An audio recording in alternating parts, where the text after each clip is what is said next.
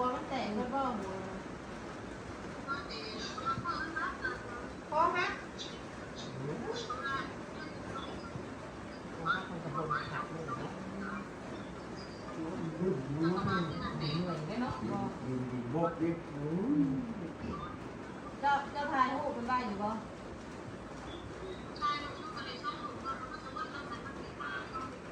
ตู้เดี๋ยวไม่เบิ่งบ่ได้ดอก อย่าพาชมมันนะตอนนี้ อย่าพาเบิ่ง ปล่อยบ่อยากเบิ่งเด้ เบิ่งบ่ได้นอนบ่ได้อีกเด้แล้วนี่ล่ะกันยุ่งเจ้าแล้วพากันเบิ่งแล้วเอานี่ล่ะก็พากันเบิ่งกันแล้วอยู่พุ่นน่ะเอาบ่ฮู้แล้วเฮา เตะขาเขาข้างหน้า จะได้มันไก่เนาะไก่กับผักเจ้านะเบิ่งนี่ได้มันเป็นแต่กำเบนเนาะจักผมบอก ฮอดมือฮอดวันนะ ฮอดมือฮอดบ้านเลยมาชิเว้ากัน มือไผวันมันเอาเลข2ได้จ้ะ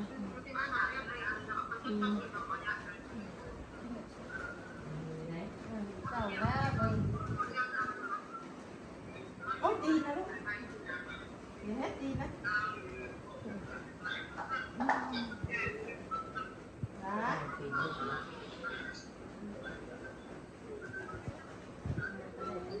มาค่ะหัวบอกเรื่องเงินกับผมมีได้เนาะอยู่นี่ค่ะ ว่าพืชมาใช้กับพืชในครอบครัวไขมันเนี่ยบอกแต่ละคนเขาได้แต่จืนจัวนะ โง่หนึ่งไปขาด หาประตูดังเนาะ มีแต่คุณเจ้าที่ใดกับพากันเบิ่งอยู่นะคุณเจ้าเบิ่งเอาแล้วสิเนาะ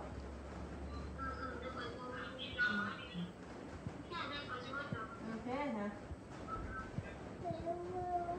เลยจะขึ้นรับโชคขึ้นเถาเกรับโชค เฒ่าแก่เพิ่นอันนั้นให้อยู่บ่เฒ่าแก่เพิ่นเคลียร์ให้อยู่บ่ เพิ่นมาเพิ่นสิมีหยังเพิ่นสิอยู่นำเพิ่นเบิด พายุซะถ้าแบบสั้นก็โอ้ยเขามาแต่เขาก็ถ้าว่าเพิ่นจัดการให้เบิดก็ เพิ่นมามีหยังอยู่นำเพิ่นเบิดมันเป็นเวลางานเลยเนาะ เฮากับเพิ่นเฮาก็ทางอยากเอามาเฮาก็อยากเอามาอยู่ อย่าเอามาได้เจ้าของเพิ่นบ่มีหยัง เฮาก็บ่มีแบบนี้เป็นสิได้ โอ้มันบ่ง่ายแล้วระดับ ถ้าเจ้ามีเงินนั่นหลักแสนนะเป็นตรงแขนสิ เออ ใช้เลนถือว่าไปเต้น ก็มีประสบการณ์อยู่คืออันเอายามากกันเนาะตอนน่ะ อันนั้นตอนนั้นยังว่าช่วงนั้น เพิ่น จัดการให้เอามาเนาะ อันนี้ผัด อันนี้เป็นรับ โตกับบ่มีหยัง เจ้าบ่มีหยัง ถ้าว่าเพิ่นรับเบิดอยู่หั่นแล้วก็มีแต่ มาเฮากับเพื่อนกับสิได้เฮากับบ่มีเนาะ มีแต่ให้เพิ่นเผาเพิ่นหยังก็เอากระดูกกระเดี่ยวมาคือหมู่แหละ แล้วอีกครั้งเขายังเฮ็ดบุญเนาะ เฮ็ดได้ซะ เป็นเฮ็ด เนี่ยมันเป็นไปเลยเด้ ใครก็บ่อยาก จักคนเนาะ ฮอดมื้อฮอดวันมันเลยแต่ว่าบ่ฮู้แล้วบ่มีไผฮู้แล้วมื้อตายฮู้แต่มื้อเกิดนะ ตื่นมาตอนเช้าเห็นหน้ากันจังว่าหยัง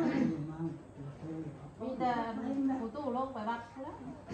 ลงไปให้เพิ่นประกาศว่าเพิ่นบ่ได้เอามาหักลูกมา ลูกคนนั้นคนนี้ จะโบกเพิ่นแห่งจัก พอมาบัด แต่ว่าบ่ได้เอามา บ่ได้มีหยังเด้บัดนี้ประกันเพาะประกันภัยก็บ่มีแม่นบ่ ไปเคลียร์ตอนนั้นก็บ่ได้เด้ มันบ่ได้เด้ ได้ยินอยู่ว่าที่แรกเขายุงใหญ่วัดมาก ไปแล้วมันบ่ เป็น ได้ ล้านเป็นล้านแท้ตัวว่ะตั้งแต่ว่าเอาตอนนั้นผู้ใดว่าเงินประกันภัยอยู่ตอนเมื่อตอนนั้นเด้ คืออันนี้พอกติดได้เฮ็ดเรียบร้อยบ่ย้ายออกแล้วบ่ ยังนี่ก็ อันนี้ก็คืออันแต่ว่าไปอยู่บ่ย้ายก็ย้ายอยู่ใช้ก็ให้อยู่โลดหั่นนะเพิ่นว่าถ้าออกไปแล้วเพิ่นบ่ได้ย้ายก็สิเป็นหยังถ้านั่นก็ อยู่นำเฮาก็บ่ได้เพิ่นบอกคน บ่ได้เพิ่นบ่ให้อันนั้นเพิ่นว่าถ้าได้แต่งงานแล้วคือไปอยู่พุ่น ใหญ่พูด ไม่ได้เด้ เพิ่นเว้าใหม่ว่า แต่งงานใส่กันใหญ่ไปโลด ทำมันอยู่นำเฮาดีละไรเมียมาพี่อยู่เงินเฮาอีก ว่าพอกทิศว่า มันเข้าพุ่น บ่ยังมันต้องย้าย แต่เพิ่นให้ย้ายออก แต่ว่าให้อยู่หม่องใดหม่องหนึงโลดนะ ได้ตอนป้าไปทานลูก ผู้บ้านเพิ่นเว้าเด้ ทำบ่ง่ายบ่ได้แต่ทาง อันนั้นแหล้วจังว่าน่ะ คือสิแล้ว จังนั้นสิบอกว่าเฮ็ดหยังก็เฮ็ดให้มันเรียบร้อยโลดว่าอยู่ เพิ่นให้ย้าย ง่ายไปโลดได้เนาะ เออ ไ ใหญ่ไปเข้า เอาใหญ่ซื่อสิเป็นหยังอยู่หม่องใดก็ให้มันอยู่รถบ่แม่นว่าสิได้ทางตาเพิ่นสิแล้วนี่บ่แม่นว่าเอาบ่แม่นว่าอันบ่แม่นว่าอันสิท่าฮอดมื้อเฮาไปสิฮู้ว่ามื้อใดไปสิแล้วนี่กระทันหันสิแล้วนี่ มีแบบเจ้าของทำแล้ว เก็บ เรา ของ ก็ เก็บ ว่า นะ ทันพุ่นแล้ว เอา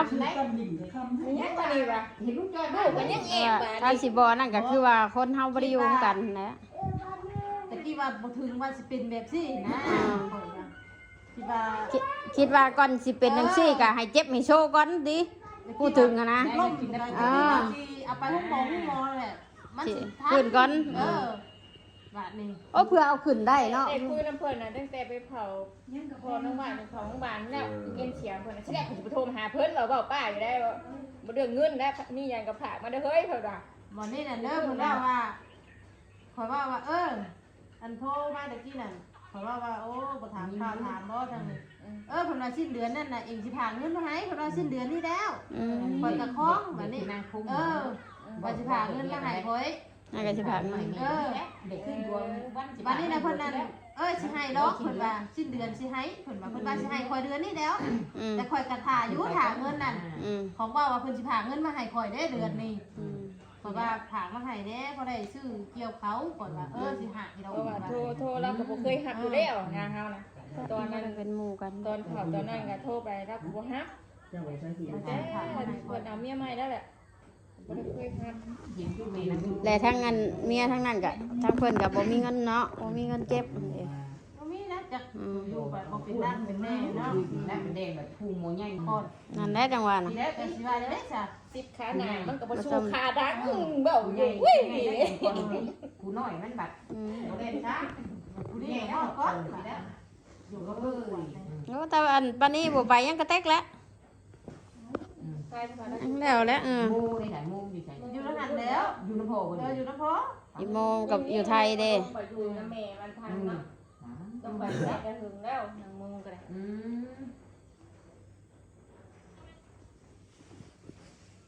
แล้วไปอยู่ชายโตมันยังบ่เป็นรักเป็นแรง กินข้าวกับบ่ ได้ ได้ สบายใช่บักทิศแท้โซทิศ ปัญหาสุดเนี้ยลมอุ่นถั่วเนาะสั่งถั่วกำเบียกเอามากทั่วเนาะไม่ใหญ่ไม่หนกถั่วไปรถเลย ไปหลินกันก็เลยจะคลิปเลยมาคืนนี่หมออ่านมาก่อนใช้บททอน ชูไปเล่นอยู่ใช่ชู จะไปใช้ขี่รถตู้ไป แต่บาท เราไป ใจ กิน เรื่องยังไงถก บักทิศกะโทรไปก็บ่ได้รับ ไป เลย เจ้าเนาะ บ่ไปนะมึง คนกับคนเนาะมันกับมันก็คือเนาะบ่จักดี คนเห็นว่า แล้วโทรไปหาเฮาก็บ่ฮู้ดอกว่าเพิ่นนั่นอยู่เฮือนคิดว่าเพิ่นไปนาเพิ่นก็โทรไปแม่มียังกินอยู่เฮือนอ้าวมึงคือบ่บอกแม่อยู่เฮือน ถามว่า อยู่ชักเชื้อ ไหนเราพากันไปดินชาว บอกมัน ไป มัน ไป ไป กับ กับ คน ไหน ไหน จัก จักแล้ว ชูไปเล่นใช่ชูว่าน้อยบ่ เมื่อนั้นก็ติดกันหมดเลยนั่นมึงเป็นไปก็ไปไล่ตัวป้ากับเป็นพวกบางลูกเดียวเนาะติดเข่ามากับตำเจียวกับอันปิ้งไก่ช่างของมึงนี่ ก็มันสิบ่ไปอันก็มันสิบ่เมื่อนอนเฮือนเฮาหยังเพราะเฮาบ่ให้ไปกลางคืนเฮาอัน วันนี้ป้าก็มานั่งอยู่นี่นั่งให้คนกินข้าวเขาคนกินข้าวมากินไหมฮะเขาป่านั่งก่อนนั่งกับมาคนเพียงมันนี่มันนั่งกินตักจับเจียกับแช่อยู่น้ำตาลเนาะ ก็ได้อันเพิ่นโทรไปแล้วเฮาก็เลยว่ามีให้แล้วเฮาเอา3ห่อเด้อเพิ่นว่าเอาก็เอาแล้วว่ะโตบ่บอกแม่ว่าอยู่เฮือนว่ะเฮาขอเข้าน้ำป้าบัวเพิ่นน่ะสิไปขายเพิ่นน่ะแต่สิเอาเงินน้ำลุงหนวดเพิ่นน่ะเฮาคนเข้าหน้าลาวเพิ่นว่ะเอาก็เอาแล้วว่ะถ้าเราสิให้มึงว่ะ มาแม่บัวจะให้ชอบชอบไปช่วยแล้วตัวไปช่วย เอาคนละว่าถ้าว่าซอกๆคนละเขาสิไปขาย อันนั้นแหละว่ะมึงเอาไปยังว่ะมึงจะเอาไปยังว่ะเฮาสิไปขายเล่นวุ้นเพิ่นว่ะ ไปดินบุญ ป้าลูกกูอ่ะ นั่นพ่อนี่หน้าเราเหมือน ต้องสู้ต้องรถ สิเอาน้ำลุงหนวดเพิ่นว่ะ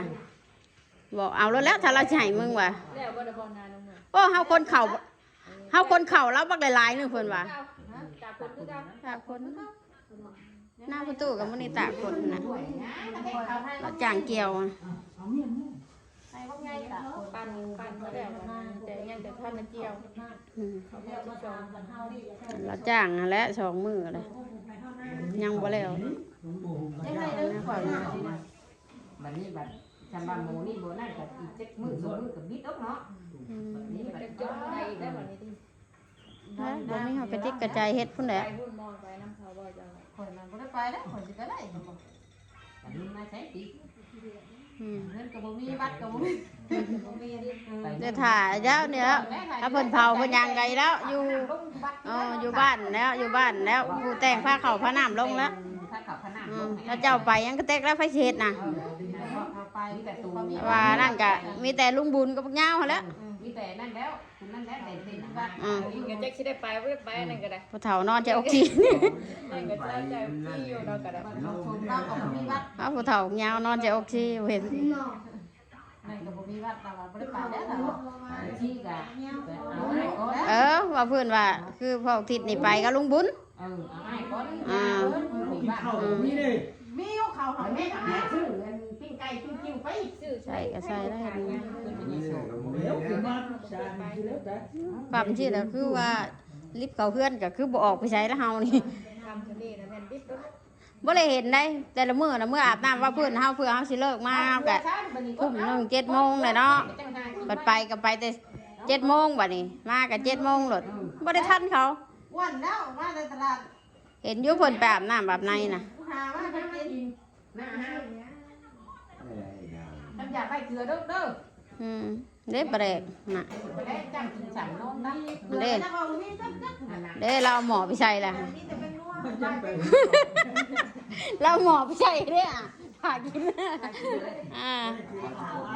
เอาใช้เขาก็จ้ะ ยังลูกยังเอาไปเราต้องพิสูจน์ ไปวิสูจน์ก่อนว่ามันโอ้เพื่อสิเอาไปลดน้ำชบได้ ต้องเอาไปพิสูจน์ก่อน มื้อ9 โมงก็เขาสิไปรับเอาศพมา เห็นจะผ่านเห็นนั่นว่าด่า ไปแล้วเขาอยู่ไทยเขาเพื่อสิเอาไปทำความสะอาดสะอาดว่า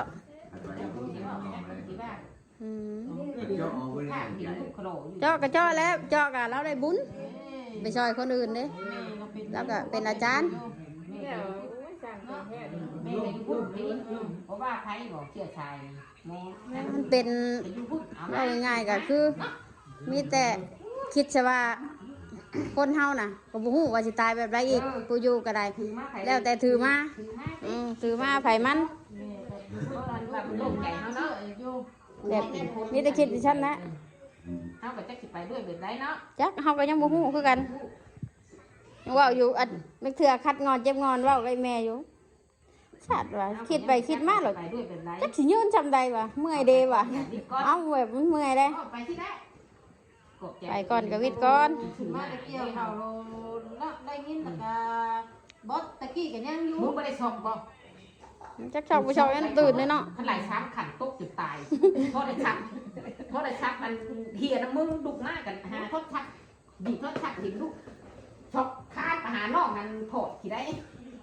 ไปได้วะโดได้กูนั่ง ที่ก็ท่านได้นั่น ไป เนาะ โดได้หัวใจบอกขาดได้ โอ้อีกมากนี่บอกว่าบ่ได้แล้วเอาแล้วก็ ใจลูก เอาป้าจ่อยโทรไปเอาผัดตื่นก่อนสิตื่นเห็นรถอันโรงพยาบาลเขาเมื่อ กำลังเว้ากันอยู่รถโรงพยาบาลมายังไงนี่วะฮะ ต้องหวานให้ จากแล้วเฮาเห็นเขาเมื่อบ่ยันว่าแบบว่ามาเอาอัน หน้าคนโทรมาตอนเบ้น เก็บเงินเก็บหยังจักว่า เขาตกใจแล้วก็นั่นบ่มีอันนึงกับอันนึงกันกับรถเพิ่นหั่นน่ะก็โทรมาก่อนที่โทรกลับกับซ้ำก็โทษได้มีหยังเด้วันนี้ว่ะจ้อยว่ะเป็นโรงงานเฮาน่ะเสียอะไรได้ว่ะ ต้องชิวคนใหม่เนี่ย เฮ้ยจะว่าอีดีบ่เดี๋ยวนี้น่ะแม่นอยู่ได้อยู่นี่ว่ะก็ดีรอแล้วเพิ่นว่ะ ไอ้หัวกูเนี่ย เฮาน่ะเพิ่งว่าตอนเพิ่นสิลงไปอะนะป้าเขา นั่ ว่าน น่ะเขาโทรมาหาแบบนั้นเขาโทรมาหาข่อยคนแรกคนนั้นทำนั่นเห็นไหม เอาตัวนี้ตัวเป็นรักเนาะตัวเป็นรัก ปุ๊บทั้งนี้เขาโทรมาใส่ข่อยรถนี่อันผู้นี้ข่อยก็โทรหาเล็กน้อยนี่ปะ ชุก200 บาท อันเขาโทรมาน่ะ เขาก็ต้องเอาฟูอยู่เฮือนแล้วอ่ะ แนวกูไปสิยิงตรงเด้ดิ กูนี่ตัวมาหาพูนน้อยไปแล้ว เอาหลังจากพอว่าโทรมาก็ยิ่งหาปานี้แล้วนะเฮาก็ได้แล้วจึงโทรถามมึงป้าบัว ข่อยก็โทรหาเราอยู่โทรหาปานี้ว่าเอาบ่ทันแล้วเราอ่ะบ่ทันแล้วเราว่าเสียแล้วเราว่าเอ้า ยันบุ่งหย่อลงสิเลยสิจังเนาะ เอายันเฮายันแบบว่าแพทย์ใหญ่สิแล้วเนาะว่าตีเชื่อของแนวเฮือนเขาแม่นว่าสิต่ำไปสิว่าเนาะ มันจะเตือนเขาไปเด็กเลย ลงชัดดิบัดมูนะคือ เอามันสิได้บุญไผบุญมันดวงไผดวงมัน มันเห็ดก็หนูหอมหมด คุณหอเนี่ย อืม เอาเจ้าเด็กในเสียเจ้าเจ็ด เดือนเนาะ ไม่สปีดลำบาก จักมันจักปีบ่เอาไปแม่ประตูลงไปแล้วเรามันดึก เด็กขวบ โลกาที่ชื่อเนี่ย เอาประกาศให้คนในหูแล้วเนาะ จักเนี้ย ตายมื้อนั้นมื้อนี้ชื่อเนี่ย นั่นแหละมันนี่บ่ายคนนั้นคนนี้บอก อื บอก ม ที่นั่นว่า บ่แล้วก็ว่า ว่าบ่ตายมันสิจะ ตาย ว่า ที่ ตาย นี่ นี่ แหละ เนี่ย จะม่วงเลย ตายอยู่ไทยเนี่ยก็ได้ 3 โมงได้เห็นอันตอนนี้ ตายอยู่เลย มีพูดคนขึ้นมาแต่ขนาดนั้น เอ้า พอ เจ้า มั เป็น น นก สาม ไม่ใช่ 3 โมงเห็น มันนี่กับพ่อแห้ง เห็นป้านี่เว้านะ โนได้กินนะ 3 โมงแล้วว่ะ ประมาณ3 โมง เอาถามว่าอันเป็นตอนได้นะเป็นมื้อนี้บ่วัน3 โมงแล้วว่ะ แต่ลูกนั่งตายอยู่คุณก็ยังประกาศเนาะ ประกาศให้เจ้าชื่อหรอก ประกาศ เรื่องของเขา มีแต่ประกาศว่า พักไม่ได้หรอก เสียจะพุ่นแล้วก็คนสิเผาจะพุ่นเนาะ อืม เผาจะพุ่น เอามาไม่รู้ บ่เว้ากับย่านั่นอืม ยังได้ แต่ว่า ใช่คนนั้น แค่เพิ่นประกาศว่าฮู้แล้ว แต่คือบัวนี่การหาชื่อแม่อยู่ในกินกับแต่ถ้าเขาพนันตอนเช้า3 มื้อเห็นให้ครบเนาะ3 มื้อเท่านั้น แค่ประกาศให้เพิ่นฮู้คือหมู่แล้วเห็นบ่ มันเรื่องจับเมื่อทันเขาได้ยินก็ ก็ฮู้แล้วแหละ ทำมือทำใจกับนี่แต่เต็งข้าเขาพนันผ่าอ้ายแล้วง่ายมาก เขาไม่มีอย่างลงเลยเขาลงไปซื่อว่าลงประกาศมีเทียนมี ลูก อย่าง ไป ไร ที่ บ้าง นี่ลูกไป ประกาศซื่อๆนะ เฮ้ยบอกว่าเป้านี่เด้อแต่ไม่ไหนเป็นน้ำออก ยันว่าบ่ฮู้เนาะ หูเนาะ ทำบ่ฮู้นี่แหละ เอาประกาศชื่อ ยันว่า ไม่ บ่ จ้างไม่ว่าเนาะ อืม ประกาศคืออีหลานเนาะกุ๊กเนี่ยมาตื่นมากุ๊กเมนอีโดกันยังว่ากุ๊กว่าชิมเมนเมนอยู่ได้เนาะสบายเมนนี่เนาะ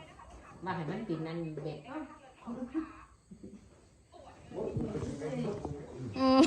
เนาะบอกว่าได้บอกนี่นะก็เป็นข้อมูลกันไป อันนี้เป็นลมของน้ำลมของน้ำนี่เดี๋ยวคัด ลื่นบ่ล่ะสิแล้วยังเว้าอยู่คนเฮาน่ะความตายแขนคอทุกบาดยางเพิ่นก็ยังเว้าอยู่เด้ โอ้ยบอกยังมื้อนั้นข่อยเลี้ยนเข่า เฮ็ดหน้ากันจังว่าเนี่ย รถนี่นะแขนข่อยยังเขียวอยู่แน่ จักว่า แบบชั้นแล้วเนาะ นั่นก็ไม่ได้จักว่าท้ายกัน เลี้ยนเข่ารถ อืม ผู้ว่าเป็นยังได้ ผิดใกล้เดือนไปเบิ่งใคร อืม ข่อยปวดแล้วหัวข่อยน่ะบ่ถือถ้าว่าปวดอันหัวข่อยมาปวดจะเพื่อนรถน่ะข่อยตายแต่มื้อนั้น อืม แม่ผมยังมี เอาอีดิ เอ้ามันยังบ่ฮอดมือก็ยังเว้าอยู่ ผู้ดีแขนข่อยได้นี่น่ะเอาไปปวดน่ะจะคิดบ่ถึง โซจนชอบใจเงียบๆก็ขึ้นขึ้นมา ตัวแห้งแล้วกู ข่อยตะกี้ว่ามันสิบ่เป็นหวานนี่นะ อืม เดียวดิ ตัวเขียวว่า เอาห้างแตกแล้วรถล่มมายังดำปีกว่านี้เนาะจอย อย่ามองนะค่ะ ตอนน่ะเปิด ดูจอยมาชมหันเห็นย่างมาตรงคนจักใช่สิย่างเขาแบบนี้วะที่ไหนไม่ได้จักว่ายาก ตะกี้ว่าเจ้าของหวานนี่แบบนี้ โอ้ยเนาะ ดูมันกันหัว ลงน้ำกันน่ะติ ลงมาเลยนะอีลงนะ หันหนัง อืม ย่านนั่นเนาะ เห็นไปน้ำกันเนาะวัดว่าไปคนไปไปใช่ไปกันสิบอกเดียว เอามันบ่มีแล้วไป มาหม่ำอันนี้ก็เลยมาตัวมาแต่ใช้ตัวมาแต่ตลาดตัวผู้ซื้อมาของกินเนาะฮะไปขายยัง คิดตรงได้ว่า ขายหน้ำไม้ดิ ยาเขาได้มาเข่าใบกันตั้งนี่คิดเอาตั้งเข่าบอลาดอกนะ บ่ได้หนึ่งเอาข้าวแดงทำนากัน เอาบ่ได้เฮ็ดหยังค่ะ ชันอยู่สิก็มีแต่จับบ่รอติ๊บเข่าค่ะ ปกติก็บ่ได้หนึ่งเขาวหนึ่งน้ำอยู่แล้วตอนเช้าตอนยังก็บ่ได้หนึ่งอยู่แล้วแนวตื่นมาอาบน้ำก็แม่นไปแล้วเอาบ่ได้นึงเอาของแนวถ้าคิดอยู่เพื่อนอันหนึ่งให้เพิ่นอยู่นึงแล้วก็เฮ็ดกินแล้วแล้วก็ไป มันบ่ได้ฮับได้โทร บ่ได้คอยฮับแล้ว เห็นว่าตอนนั้นนะเขาโทรไปตอนพอน้องวาดอยู่โรงพยาบาลโทรไป แล้วก็ ถ้า หัก ก็ส่งของความเสียงทิพย์ บ่ฮับฮับกันฮับเนี่ยฮับกันกับพ่อไปมื้อนั้นแล้วเพิ่นฮับก็ว่าเดี๋ยวขึ้นเดือนสิถามเงินมาให้เพิ่นว่าอ่ะผู้ดีจังว่า มาส่งเมืองลานอยู่ได้ตอนนะใน TikTok นะ อืม ช่องค่ะช่องเมืองวาสนาตอนนั้น ทำเวลาลงหันช่องมื้อ โตแล้ววันนี้เนาะเบิดแล้ววันนี้เบิดชื่อเบิดนามแล้ว ฉันไปเดือนนั้นเลย เบิดแล้วถ้าว่าอยู่กรุงเทพไปบ่ได้เจอกันหลายปีหลายแล้วอยู่ ที่เจอได้ยังอยู่นั่นคุณนะ คือแล้วมันจะปีนั้นคือกันนะเนาะ แต่ว่าตายได้แบบแม่ ตายแล้วก็คือเบิดแล้วแหละ ปีนั้นก็คือว่าจบเจือคืออยู่นำเฮานะ อืม บัดลงไปแล้วจ้อยโทษอะไรก็บ่ฮับตอนนั้นเห็นบ่ตามยังเว้าหยอกว่ายังอยู่บัดลงไปแล้วบัดโทรไปก็บ่ฮับ แล้วแหละตายแล้วก็คือบ่เห็นเลยตะกี้ยังว่าอยู่ไทยก็ยังว่าตกใจตอนบ่มูว่ามันบ่มูว่ายังเลยนะนะก็บ่ตกใจบาด มันสิหัวเมื่อยได้ว่าคอหักเนาะโอ้มันทับเนาะเพราะมันหนักก็ ปูนเนาะ กระแพงปูนแบบว่าพาเพื่อนสิได้เวลาเฮาปั่นเพิ่นเจาะแบบว่าไงสิลื้อหั่นเด้ยอกเด้แบบว่าเขาใส่อันแนวเจาะหั่นเด้แล้วมันนี่มันสะเทือนหวยมันก็ล้มก้อนนึงว่าละบุญผู้ใดดวงผู้ใดมาไปซั่นละถือมาแบบใดเฮาก็บ่ฮู้คือกัน บ่จักเฮากับจักสิเป็นได้จักสิโชว์จักสิเจ็บจักสิเป็นเมื่อใดเอ้ย ตามนั่นแหละเนาะก็ แต่ก่อนกับวิก่อน เพิ่นก็ จะทำได้เฮ็ด มีแต่เมียน ผู้อยู่ก็ จัดศพจัดหยังก็อยู่พุ่นแล้วเห็นได้สมาบ้านก็ตัวเองก็บ่มี แต่พ่อแม่ไป ตัวเองก็บ่มีหยังผัดสิไปแล่นไปวิ่งก็เงินบาทหนึงก็บ่มีมีแต่ให้เพิ่นจัดเพิ่นหยังให้อยู่พุ่นแล้วเห็นได้ซะ มันก็บ่พอได้ มีก็บ่พอมัน แต่ละคนน่ะมันหักมันบ่พอที่จะแบบว่า มีพอดันซื่อเนาะอืม จำคนเป็นน่ะแบบว่าเอามา อืม จำคนเป็นนะ เพราะคนเป็นยังว่ารับกู้ก็ยังใครอยู่อันนี้ แล้ว อันนี้สิไปรับกู้เพิ่นอีกบัดนี้ก็ทันหัน ไม่ได้กันตายได้นี่คนนี้ เจ้าสิเอาใช้บัดนี้เอาใช้ใส่เพิ่น อยากมาบ่มีเงินน่ะน้องกันแต่ละคนก็คือสิว่า ช่วยกัน ช่วยกันได้อยู่ในบ้าน มันก็บ่หลายตัวน่ะอ๋อ เจ้าบัดนี้บัดนี้เงินเนาะอันนี้ มีแต่แบบซั่นแหละเฮ็ดได้ซะ ถ้ากับถ้ามกตั้งใจนี่แต่ว่าหันที่นี่ข้างที่แลเต็งกิน เฮ็ดคือบ้านคือเมืองเพิ่นแหละเพิ่นก็หลายคนอยู่เด้นี่แหละคือพวกช่องกะเขาอยู่พุ่นคือกันลูกบ่เฒ่าสิกะที่มันตายอันอยู่สวนนั่นกะ เจ็บแล้วบ่ ยัง 3 ปี เจ๊ใกล้แล้วแต่ว่านี่จัก ได้3 ปีบ่3 ปีจะคิดที่ไหนก็ได้ผม ตายอยู่พุ่น เรา เด้ อยู่เด้ ตายอยู่พุ่นเขาอยู่พุ่นเลยเนาะ ถ้าเฮามีนะ นี่ก็บ่เฒ่าสิแล้วลงเอากระดูกไปซื้อ100 วันอยู่พุ่น ด้วยสายนางคงน่ะ100 วันนะคะ เนาะพี่น้องแสดงความเสียใจเนาะหลาย 3เทื่อปีนี้แล้วจักสิหาง ๆ ใจ ไปแล้วคลิปนี้ก็ได้สบายดีแล้วสวัสดีว่าทุกคน เดี๋ยวบอกน้ำเงย